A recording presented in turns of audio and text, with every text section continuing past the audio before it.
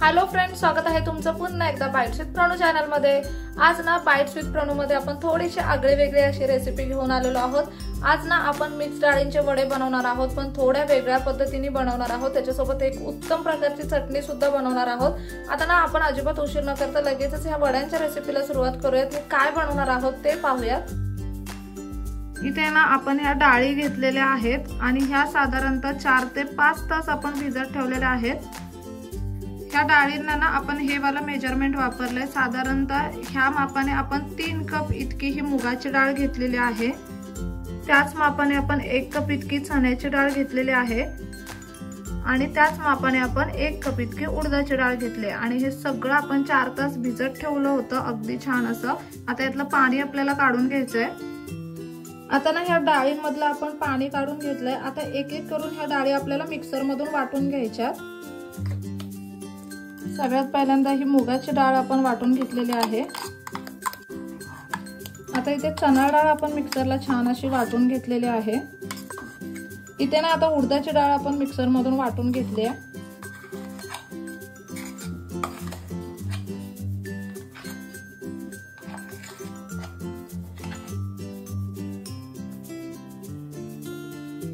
आता ना हे वाटून झालेलं आहे। आपण चणा डाळ, मूग डाळ आणि उडदाची डाळ वाटून घेतली। पाणी न टाकता वाटलेली आहे। हिला थोडा वेळ असं बाजूला ठेवून देऊयात। आता ना आपल्याला चटणी बनवून घ्यायची आहे। चटणी बनवण्यासाठी इथे आपण सगळ्यात पहिल्यांदा मुळ्याची पानं घेतलेली आहेत, स्वच्छ अशी धुवून घेतली आहेत। इथे आपण कोथिंबीर घेतलेली आहे, इथे पुदिना घेतलाय, थोडेसे शेंगदाणे घेतलेत आपण, इथे एक आल्याचा तुकडा घेतलेला आहे, लसणीच्या 4-5 पाकळ्या घेतल्यात आणि 4-5 मिरच्या घेतलेल्या आहेत। हे सगळं आता मिक्सर मधून वाटून याची आपल्याला चटणी तयार करून घ्यायची आहे। इथे ना चटणीसाठी सगळं साहित्य आपण मिक्सरच्या भांड्यात घेतलंय। त्यामध्ये ना किंचितचं मीठ ऍड करूया चवीप्रमाणे। मध्ये आता चवीप्रमाणे मीठ टाकून घेतलंय। आता ना अगदी किंचितशी साखर टाकूया त्यामध्ये आणि ना आता ही चटणी आपल्याला मिक्सर मधून वाटून घ्यायची आहे। इथे तुम्ही पाहू शकता ही मस्त अशी चटणी आपण तयार करून घेतलेली आहे। किती छान हिरवीगार अशी चटणी तयार झाली आहे। आता ना हे जे डाळींचं बॅटर आहे ते आपल्याला ना मिक्स करून घ्यायचं आहे हाताने व्यवस्थित। अगदी 5-6 मिनिटं हे बॅटर आपल्याला छान असं मिक्सच करत राहायचंय। हे ना बॅटर असं हाताने एवढं हलवत राहायचं की ते मस्त असं फुललं पाहिजे। तुम्ही इथे पाहू शकता की बॅटर अगदी छान असं फुललेलं आहे। 5 ते 6 मिनिटं हे बॅटर आपण असंच हाताने हलवून घेतलंय।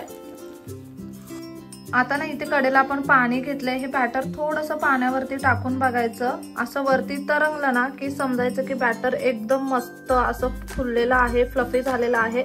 अशा पद्धतीने ना पाण्यावरती हे बॅटर तरंगलं पाहिजे, म्हणजे समजायचं की हे बॅटर परफेक्ट रेडी झालेलं आहे। तर यामध्ये ना आपण चवीप्रमाणे मीठ टाकणार आहोत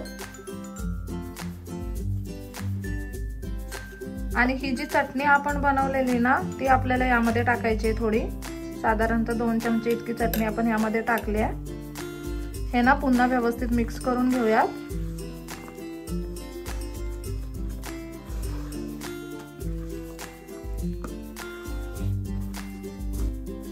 किती छान हे बॅटर फुललंय आणि किती छान दिसतंय, तुम्ही इथे पाहू शकता।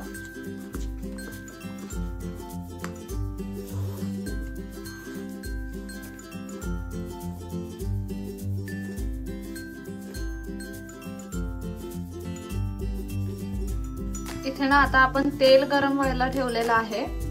आता थोडासा पाण्याचा हात आपण घेतलेला आहे आणि हे वडे आपल्याला असे तेलावर सोडायचे।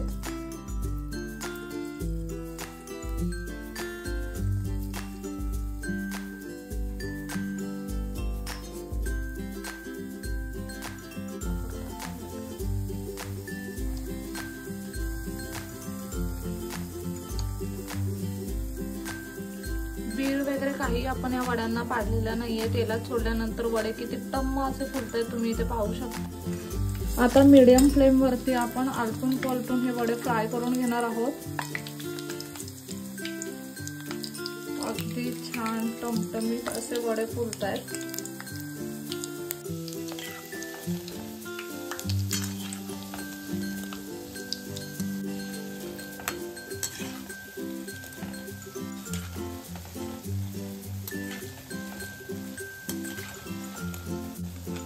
इथे तुम्ही पाहू शकता सगळे वडे अगदी मस्त असे आपण फ्राय करून घेतलेले आहेत। त्या अशा पद्धतीच्या जाळीमध्ये आपण ते काढून घेऊयात, म्हणजे जे एक्स्ट्राचं ऑइल आहे ना ते सुद्धा निघून जाईल।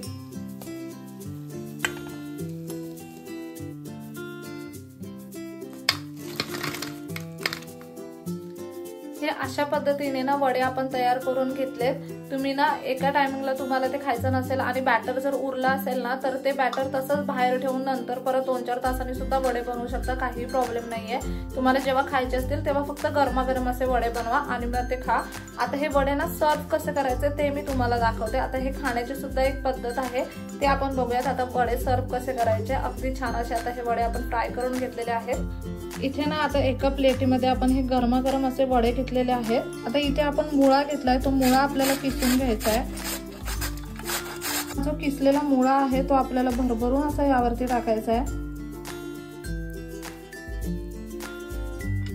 आता ना मुळ्याची पानं आपण चिरून घेतलीत बारीक अशी, ती थोडी यावर टाकूयात आणि आता यावरती आपल्याला ही जी चटणी आपण तयार करून घेतलेली ती टाकायची आहे।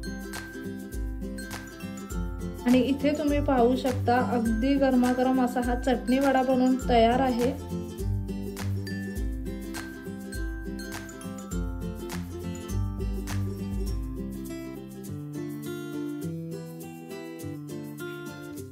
इथे तुम्ही पाहू शकता अगदी मस्त गरमागरम असा हा चटणी वडा बनवून तयार आहे। हा ना गरमागरम खाण्यातच मजा असते। आपण ना आता लगेच टेस्ट करून बघूयात। एक वडा मी तुम्हाला पहिल्यांदा फोडून दाखवते।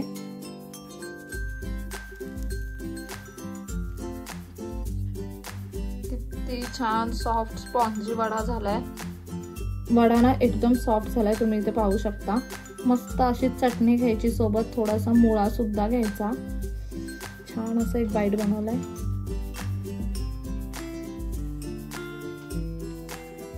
खूप सुंदर लागतं। मुळ्यामुळे ना त्याला असं एक क्रंच ऍड झालाय।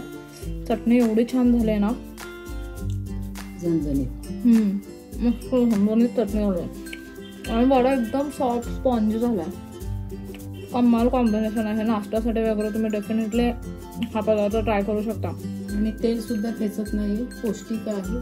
संध्याकाळच्या वेळी जर तुम्हाला नाश्त्याच्या वेळी काहीतरी भूक लागली असेल, काहीतरी छान खायचं असेल ना, त्या टायमिंगला तुम्ही नक्कीच हे बनवू शकता। खूप कमाल लागतात हे वाले वडे। आणि जे बॅटर मगाशी मी तुम्हाला दाखवलं ना, ते बॅटर तुम्ही तसंच सुद्धा ठेवू शकता आणि नंतर 2-4 तासानंतर सुद्धा वडे बनवू शकता। जेव्हा वडे बनवायचे असतील ना तेव्हा बॅटर काढायचं फ्रीजमधनं वगैरे, किंवा बाहेर ठेवलं तरी सुद्धा चालतं आणि मग लगेच गरमागरम वडे बनवून गरमागरमच खायचे। हे वडे ना गरमागरम खाण्यामध्येच मजा आहे। गार झाले ना मग त्याच्यामध्ये तेवढी मजा येणार नाही। खूप छान सोपी मस्त अशी रेसिपी आहे। तुम्ही ना नक्की ही रेसिपी घरी ट्राय करा। कसा वाटला व्हिडिओ मला कमेंट करून नक्की सांगा। चला तर मग नेक्स्ट व्हिडिओमध्ये भेटूया, तोपर्यंत मस्त खा, भरपूर फिरा आणि आनंदी राहा।